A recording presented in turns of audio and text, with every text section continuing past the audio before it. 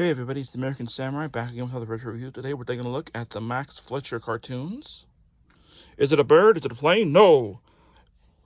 This looks like a job for SuperMan.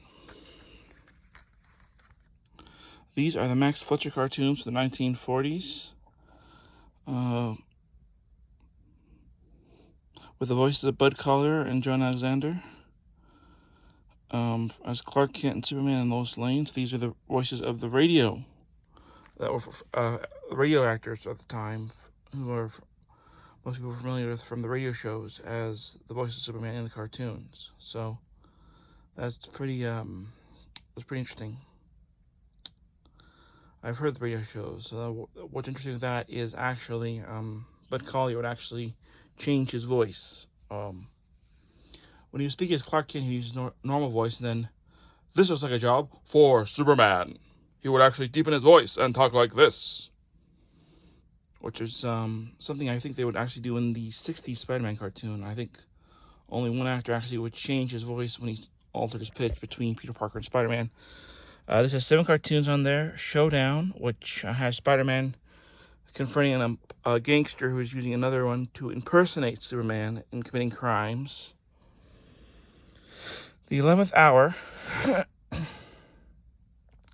which I believe is one where Superman is in Tokyo, and I think it's one when he and Lois Lane are in Tokyo, and I could be wrong, it's like at 11 o'clock or something.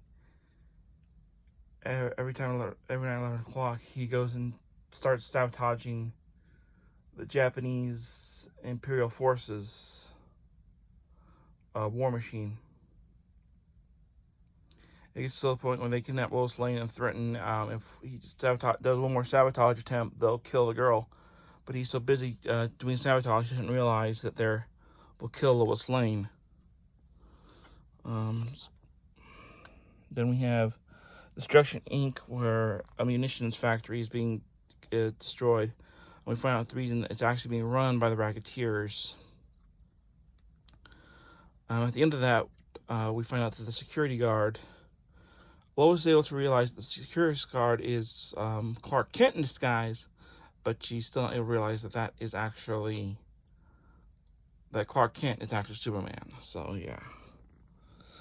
The Mummy Strikes is actually my favorite one, and that's one of the few ones in this one where Clark actually gets the one-up on Lois. Because of the intricacies of things in that episode, she's not able to write the story, so Clark actually gets to write the story. Jungle Drums, Lois gets captured in the jungle, and that one's has them fighting the Nazis in World War II. Underground War, and then The Secret Agent. So yeah, I'd say the Mummy's probably my favorite one. Just remember, these are set during World War II, so there's going to be some stuff with Superman fighting like the Japanese and Germans at the time. In the comics, he did that too. Later, that was retconned as superheroes couldn't fight in World War II because Adolf Hitler had the Spear of Destiny that would take any superpowered agents and put them under Nazi control. But that was not until years later.